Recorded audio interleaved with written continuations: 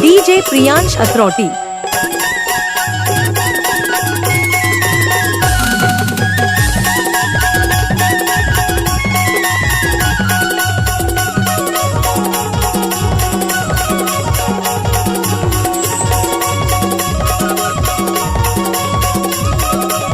Ajju DJ sound अथरौटी।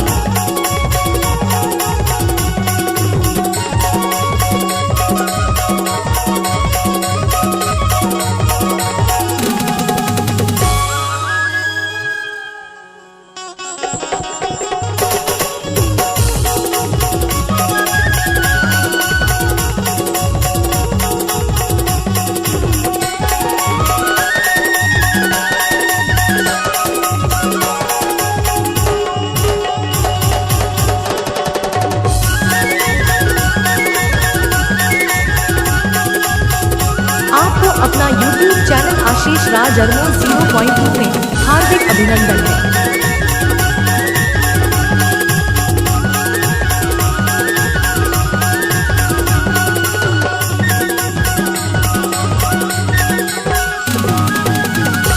ले ले गोरी मोर पता ठिकाना आवली मोर सापुर खाना जन भुला देना गोरी ने पूछत या देना मोर हमें श्रीना गोरी ने पूछत या देना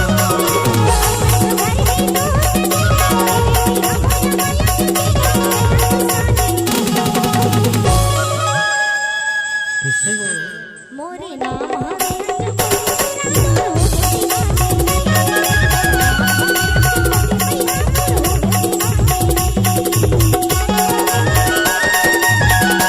डीजे प्रियांश अथरौटी।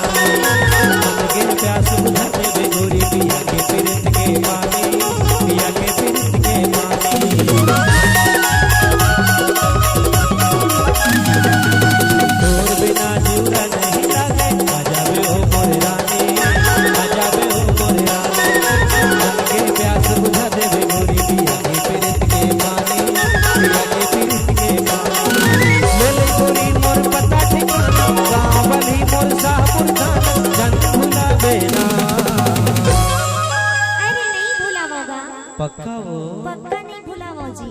मोरे नाम हवे लक्ष्मी दास गोरी ने पूछत आवे ना मोर नाम हवे लक्ष्मी दास गोरी ने पूछत आवे ना